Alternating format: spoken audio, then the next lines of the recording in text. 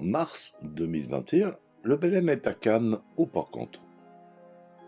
Dans ce petit diaporama, il n'y aura pas de belles images en mer et sous voile, mais en cette période de confinement sanitaire dû à la Covid-19, le Belém, à quai, nous permet au plus près d'imaginer un peu la vie de ce somptueux trois-mâts qui date de 1896.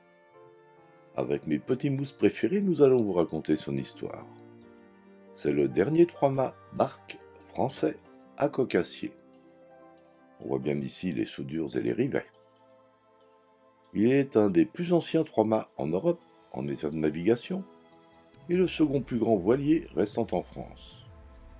Il a 126 ans à ce jour et son vécu fut international. Construit à Nantes, utilisé notamment dans les Antilles, puis tour à tour anglais, italien, puis à nouveau français, cet ancien voilier de charge fut plusieurs fois transformé, motorisé et rebaptisé pour divers usages. Finalement, il fut déniché par hasard à Venise, dans un piteux état, à la fin des années 1970 par un amateur nostalgique.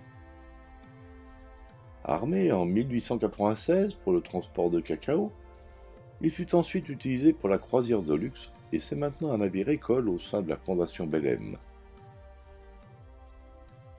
Il pouvait transporter 675 tonnes de fret, soit le contenu d'une trentaine de conteneurs modernes de 40 pieds, ayant chacun un fret de 20 tonnes net. C'est très impressionnant.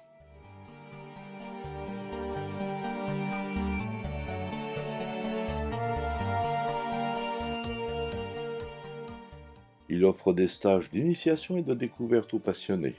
Il sert entre autres et accessoirement à la Marine nationale française pour l'entraînement de ses mousses. On peut le voir dans les grands rassemblements de vieux gréements traditionnels.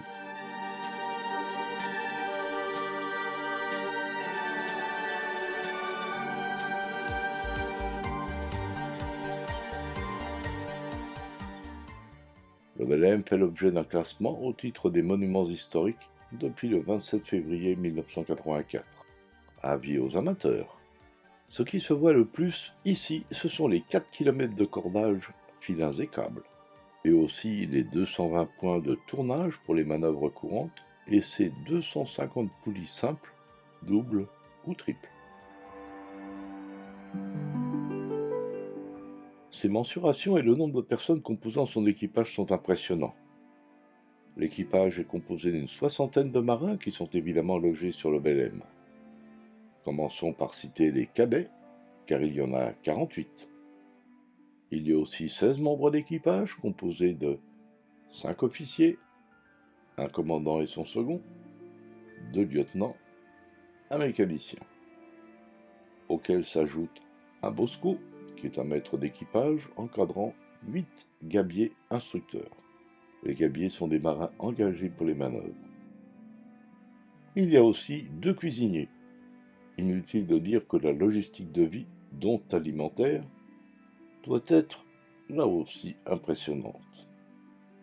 Je vous laisse savourer la carte du menu sur le port de Cannes et rédigée manifestement par quelques canailloux.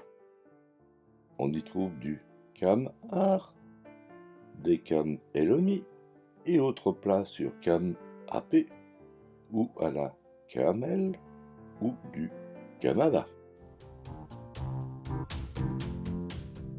Vive la marine en version appliquée, mais aussi humoristique. Au niveau des chiffres et en ne mentionnant que les principaux, sa longueur est de 51 mètres et de 58,50 mètres avec le mât de Beaupré. Sa largeur au mètre beau, c'est-à-dire au plus large, est de 8,80 mètres. Sa hauteur maximale au-dessus de la mer est de 34 mètres, soit une dizaine d'étages d'immeubles.